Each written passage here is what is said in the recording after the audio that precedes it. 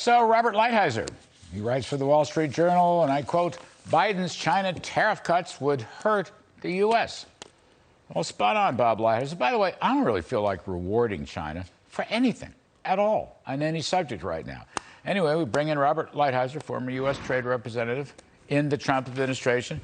So, Robert, I don't know. I think you have this completely right. Where is the battle here? What's your forecast for the outcome? Are they going to start pulling back Trump tariffs?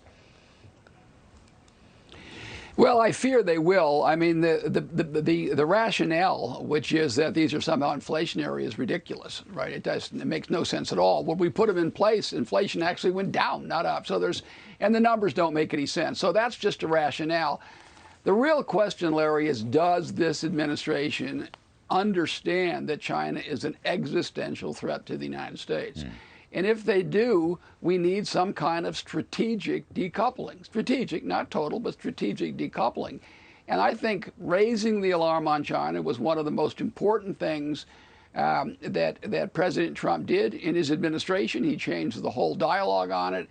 And all this will be a signal to the Chinese that they can go back to business the way it was with Obama and Bush and others and take advantage of America. We're shipping $350 billion a year to them, and they're doing everything consistent with unfair trade.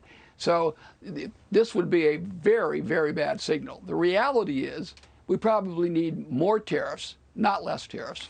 Well, I just think, in both economic and trade terms, Bob, and also national security terms, I don't want to make any concessions to China.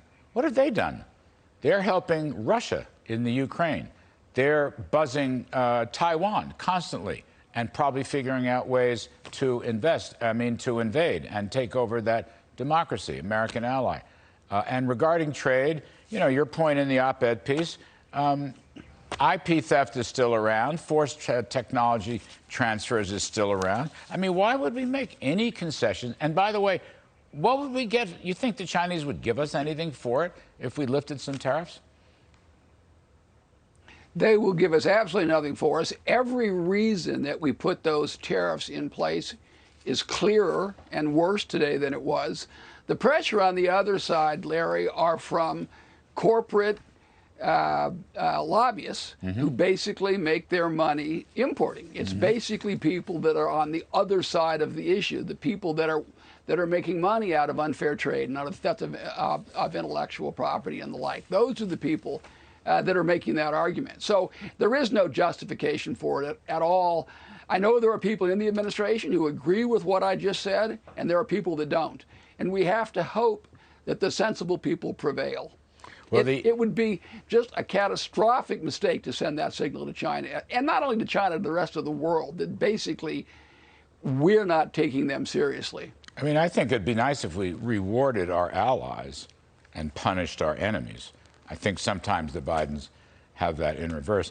But my heart was broken just before because I heard, those corporate lobbyists you're talking about, they're the ones that wanted the $250 billion semiconductor bill, so-called, with the slush funds and, the Solyndra slush funds in energy and commerce and transportation.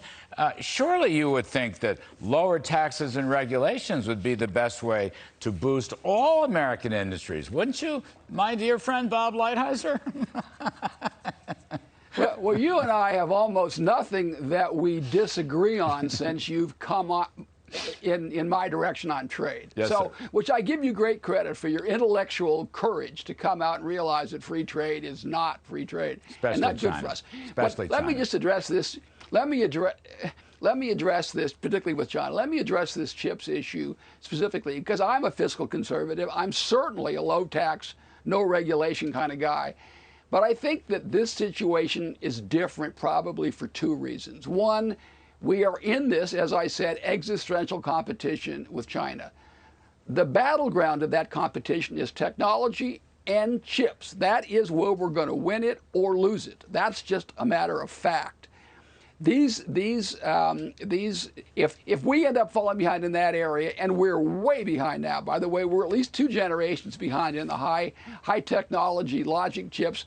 We don't even make more than 13% of our own chips overall. So to me, we can't lose this. Then the question is, okay, let free enterprise do it. The problem with that, and why I'm making an exception in this case, Larry, is that even just in the last months, between Japan, Europe, South Korea, and China, they've announced almost $1 trillion in subsidies for these fabs and for this technology. We cannot win this if those people spend $1 trillion.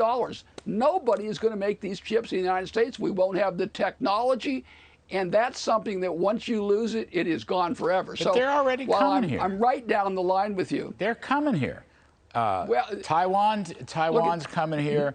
The South Koreans are coming. I mean, look at you. You and I'll talk about this tomorrow because you're going to be on my panel for the AFPI. But you know, you don't need the $250 billion.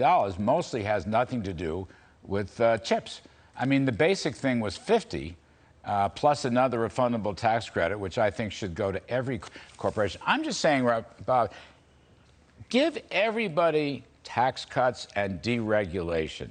And if you want to sprinkle some R&D, which I think makes some sense, okay? If you want to even target some national security R&D, I'm okay with that, but not $250 billion worth. You know darn well that every Democratic itch is being scratched in this bill, and that's what all those corporate lobbyists are doing. Give you the last word. 30 seconds. So let me make sort of 2 points very quickly. One, this is not exactly picking winners and losers. Every single industry that you name depends on chips. You can't make cars, you can't make steel, you can't make pharmaceuticals. They all depend on chips. Secondly, is this bill perfect? I'm sure not. But even the sainted Reagan economic package, which you and I put together, and which I think turned the country around, was itself, by the way, flawed and compromised in some respects. But what you do is you come along the next year and you correct it. So the question is not, is this the best possible bill? Because surely it is not. But it is the best possible bill that is absolutely essential right now. Big spending Republicans, God knows. By the way, every single thing depends. I've been called a lot of things, but never that. Anything, I know, it's too much fun. Everything you mentioned, by the way, depends on fossil fuels also. Democrats haven't learned that lesson. Anyway, Bob, I will see you tomorrow. We have a great discussion about all these bills. Your key point. Great show. Your key point. No, you're so right, though, about the China tariffs. There is no inflation reason for that, and the rest of it's just all bad craziness, bad economics, bad national security. Bob Lighthizer, see you tomorrow.